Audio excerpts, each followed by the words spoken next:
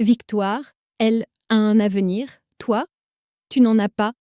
Mon père n'a même pas scellé en jetant les clés de la voiture. Maculé de sang, sur mes genoux. Va au commissariat. Dis-leur que c'est toi qui conduisais la Porsche ce soir. Quand j'ai essayé de me lever, il m'a brandi un papier sous le nez. C'était un formulaire de transfert pour un EHPAD public, un de ces mouroirs connus pour leur négligence. J'ai déjà signé, a-t-il dit froidement. Si tu ne couvres pas ta sœur, l'ambulance vient à 8 heures demain matin pour emmener grand-mère. Et on sait très bien toutes les deux qu'elle ne survivra pas une semaine dans un endroit pareil. Je suis retournée à la villa familiale en silence.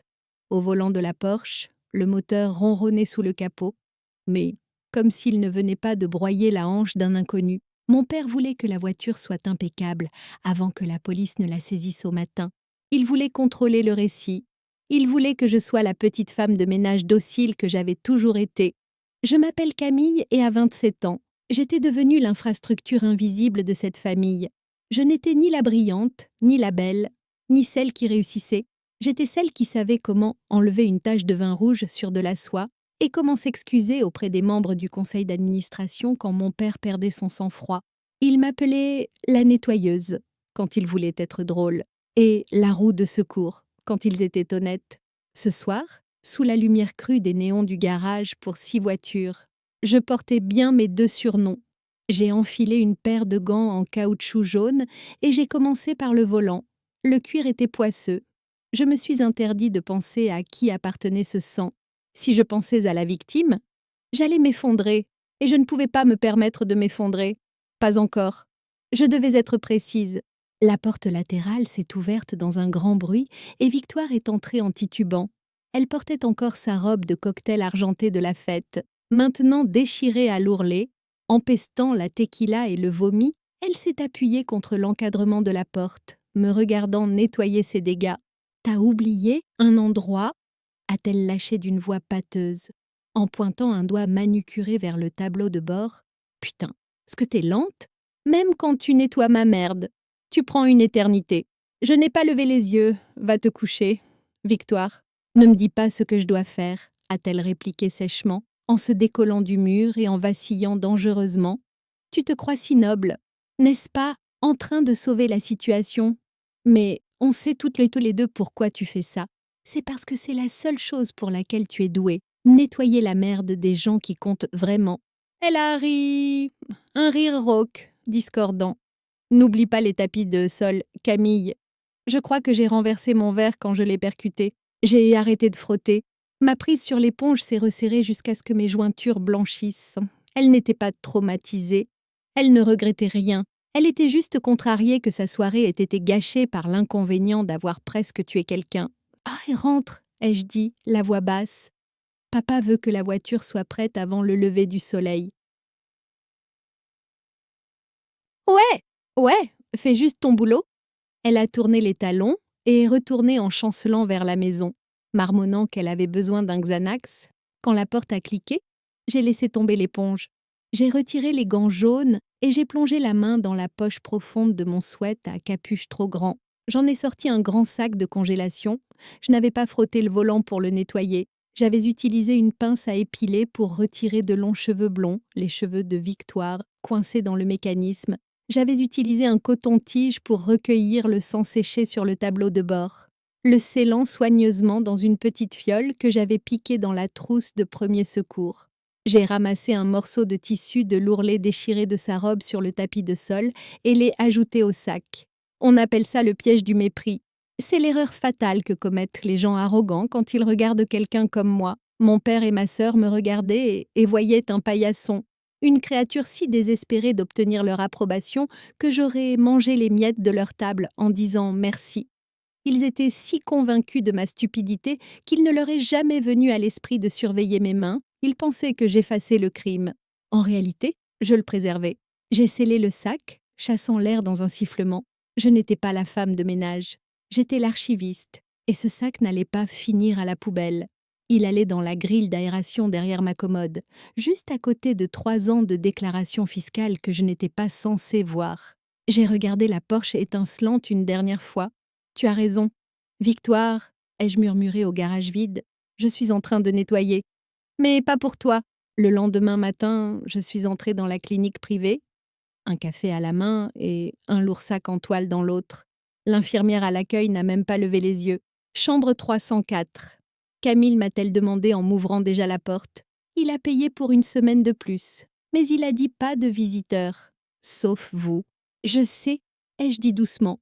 Il veut s'assurer qu'elle se repose. C'était l'histoire officielle. Mon père, fils dévoué, payant des soins intensifs pour sa mère dans le coma. La vérité était plus sombre. Il payait pour la maintenir sous sédatif. Il avait besoin d'elle en vie, car la fortune familiale était à son nom. Mais il avait besoin qu'elle soit silencieuse, car la procuration qu'il utilisait était un faux. Je me suis glissée dans la chambre 304 et j'ai verrouillé la porte derrière moi. La pièce sentait l'antiseptique et la lavande fanée. Grand-mère Rose était allongée dans le lit, paraissant petite et fragile contre les draps blancs. Le sifflement rythmé de la machine à oxygène était le seul son. J'ai agi vite. J'ai sorti de mon sac une poche de solution saline que j'avais préparée à la maison. Impossible à distinguer de la perfusion de sédatifs suspendus au support. J'avais passé 3 ans à apprendre comment intervertir ces perfusions sans déclencher les alarmes. C'était le seul moyen de lui offrir des moments de clarté dans ce brouillard de soumission chimique. J'ai fait l'échange, cachant la poche de sédatif au fond de mon sac, puis j'ai tiré une chaise près du lit et lui ai pris la main. « Grand-mère » ai-je murmuré. « C'est moi, c'est Camille. » Pendant une longue minute, rien. Puis ses paupières ont tremblé. Le brouillard dans son regard s'est dissipé, remplacé par une acuité qui terrifiait mon père. Elle a serré ma main. Sa poigne était étonnamment forte. « Est-ce qu'il t'a forcé à le faire ?» Sa voix était un râle, cassé par le silence, mais ferme. Il a essayé. Ai-je dit, la voix tremblante. Il veut que je couvre Victoire. Un délit de fuite. Rose ferma les yeux une seconde. Une expression de profonde déception sur son visage. « Victoire est inconsciente, » murmura-t-elle. « Mais Arthur est aux abois. » Elle m'a regardée. Ses yeux bleus perçants. Il falsifie ma signature sur des chèques depuis 5 ans. Camille, je l'ai regardé vider les comptes de l'entreprise pour payer le style de vie de Victoire et ses propres mauvais investissements. Mais il a atteint la limite. Les commissaires aux comptes arrivent le mois prochain. Il a besoin d'une injection massive d'argent pour combler le trou avant qu'il ne regarde les livres. Il veut vendre l'entreprise. Ai-je réalisé? C'est pour ça qu'il panique. Il ne peut pas la vendre, a-t-elle corrigé. Pas sans ma vraie signature, le faux ne tiendra pas pour une vente de cette ampleur. Donc, il lui faut un prêt relais, un prêt rapide et sale pour couvrir la dette afin de pouvoir fuir avant le début de l'enquête. J'ai regardé cette femme, la matriarche qui avait bâti un empire à partir de rien, maintenant clouée dans un lit, lentement empoisonnée par son propre fils. Ça m'a fait réfléchir à la cruauté de la cupidité rationnelle. Les gens pensent tant que le mal est toujours passionnel, un crime passionnel, un accès de rage. Mais mon père n'était pas en colère contre moi. Il ne me détestait pas. Pour lui, j'étais juste un passif sur une feuille de calcul. Victoire était un actif, jolie, charmante, susceptible d'épouser le fils d'un sénateur. J'étais une dépense, la fille discrète sans relation. Dans son esprit, me sacrifier pour sauver Victoire n'était pas cruel. C'était juste de la bonne gestion. Il me croit stupide, ai-je dit. Il pense que je ferai tout ce qu'il dit parce que je n'ai nulle part où aller. Alors, laisse-le penser, a dit Rose, sa voix se durcissant comme de l'acier. Nous allons lui donner exactement ce qu'il veut. Tu vas l'aider à obtenir ce prêt. Grand-mère, s'il obtient l'argent, il gagne. Non, elle a souri.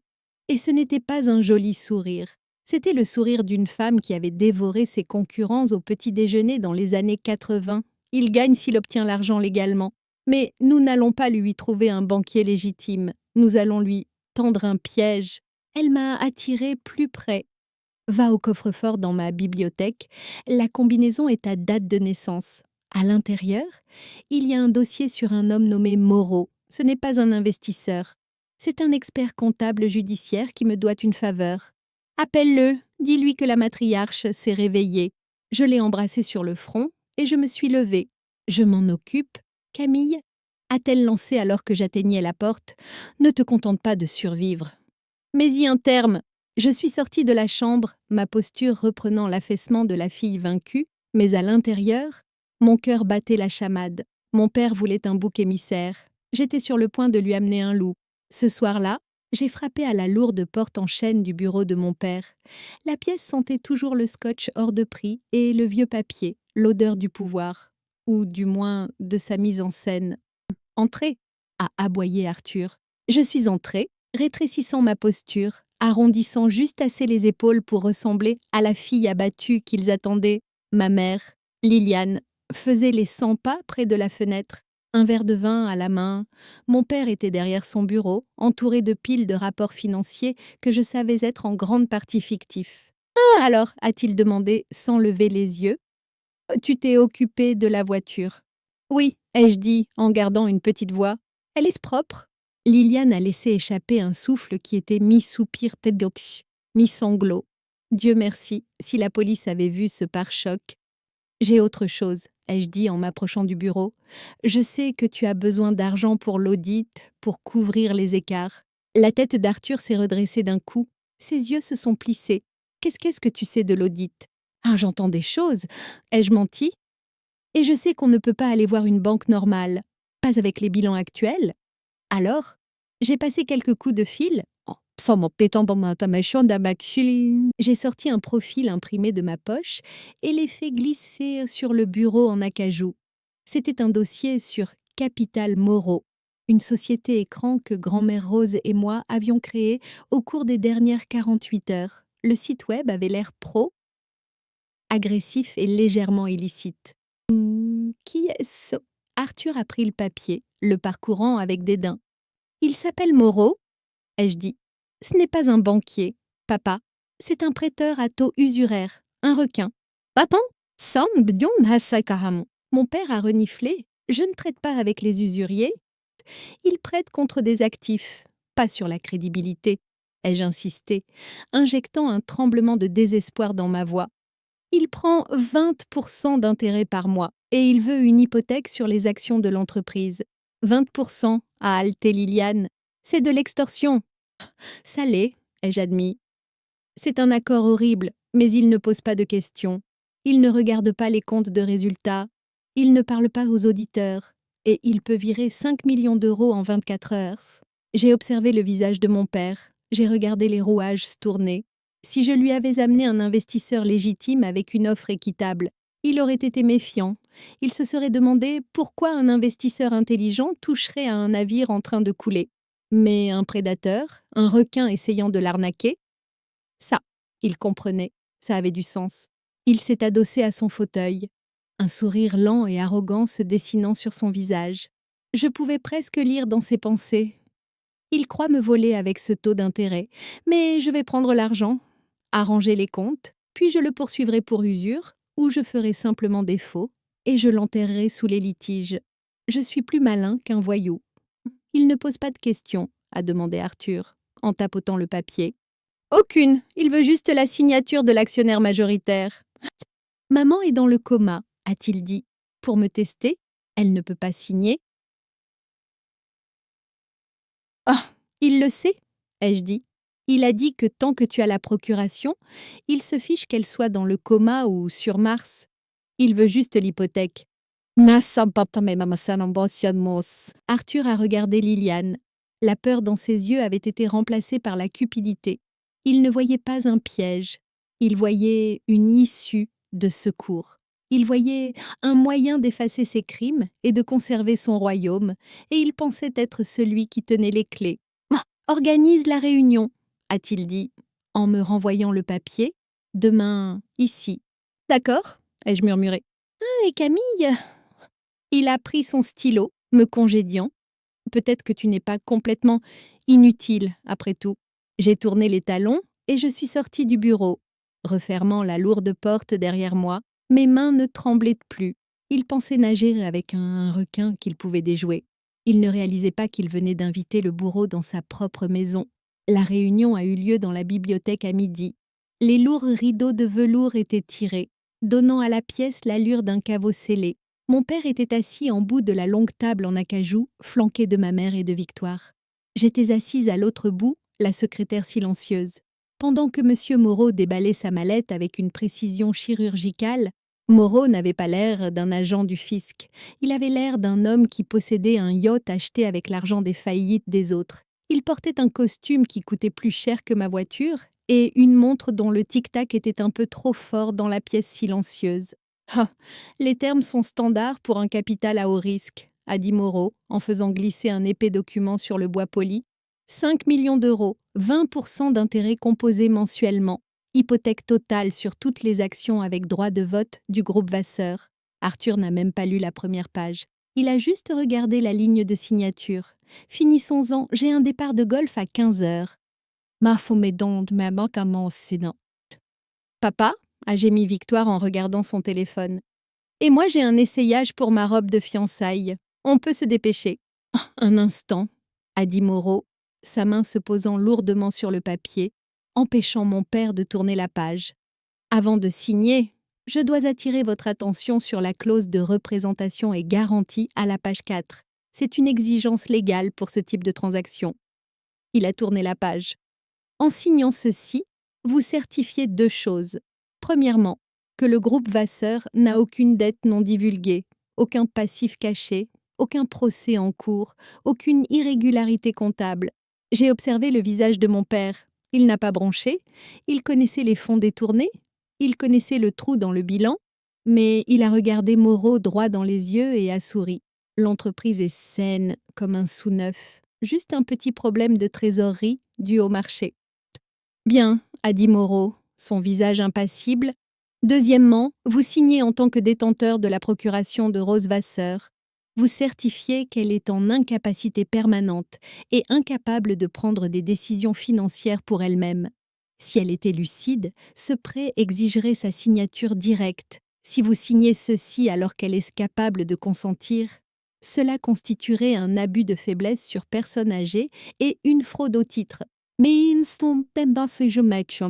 Arthur a laissé échapper un petit rire méprisant. Ma mère est un légume, monsieur Moreau. Elle ne sait plus en quelle année on est, depuis une éternité. Elle bave dans un lit à l'étage en ce moment même. Croyez-moi, je lui rends service en gérant son patrimoine. Ma pote Sako, j'ai senti un nœud glacial se serrer dans mon estomac. Il parlait d'elle comme si elle était déjà morte. Il était si confiant dans sa domination, si sûr d'avoir réussi à la droguer jusqu'à l'oubli qu'il n'a même pas hésité. « Très bien, a dit Moreau. Il a sorti un lourd stylo-plume de sa poche et l'a posé à côté du document. Signez ici, et paraphez la clause de garantie. Arthur a pris le stylo. Il ne m'a pas regardé. Il n'a pas regardé sa femme. Il a regardé le chèque que Moreau avait placé au coin de la table, les 5 millions d'euros qui résoudraient tous ses problèmes. Il a signé son nom avec une fioriture. Le grattement de la plume sur le papier résonna comme un cri dans le silence. Arthur Gérald Vasseur. Il a daté, il a paraphé la clause certifiant que sa mère était incompétente et que son entreprise était solvable. Avec ces 3 coups de plume, il n'avait pas seulement contracté un prêt, il venait de commettre 2 crimes distincts sur un document officiel, devant un expert comptable judiciaire qui portait un micro. Il a rebouché le stylo et s'est calé dans son fauteuil, un sourire suffisant aux lèvres. « Voilà », a-t-il dit en repoussant les papiers. « C'est fait. Maintenant, donnez-moi le chèque, Bépamon. Neptanchon, top temps. »« Oh, merci », a dit Moreau en rassemblant les documents. Il n'a pas touché au chèque. Ceci conclut la partie commerciale. Mon père a froncé les sourcils. « Qu'est-ce que vous attendez, le virement ?» Je me suis levée, ma chaise crissant sur le sol. « En fait, papa, ai-je dit calmement, nous n'attendons pas le virement. » Arthur m'a foudroyé du regard. « Assieds-toi, Camille. » Je sers juste le thé. J'ai versé de l'Earl Grey dans de la porcelaine fine et j'ai traversé la pièce, dépassant mes parents, dépassant Victoire, jusqu'à atteindre le fauteuil roulant dans le coin. « Votre thé, grand-mère. » Arthur a ricané. « Elle ne peut pas t'entendre. » Alors, la femme dans le fauteuil a relevé la tête. Grand-mère Rose s'est tournée lentement et a fixé Arthur d'un regard acéré comme une lame de rasoir. Elle a accepté la tasse, a bu une gorgée délibérée et a brisé 3 ans de fausse fragilité avec 3 mots. « Merci, Camille. » Arthur a blêmi. « Maman, tu... » On se précipite quand On commet des crimes. Arthur, a-t-elle dit froidement. Ah, elle est malade, a-t-il balbutié. Le médecin a dit. Ce que je les ai payés pour dire, a répliqué Rose. Tu as oublié qui je suis. Le silence n'est pas une faiblesse. C'est une collecte d'informations. Elle a avancé son fauteuil. Tu me prenais pour un meuble. J'étais le jury. Arthur s'est tourné vers Moreau. Le contrat est nul. Moreau a calmement posé un insigne doré sur la table. Correct, mais votre signature ne l'est pas. Je suis expert comptable pour la brigade financière. Vous avez certifié qu'elle était incapable alors qu'elle était assise juste là.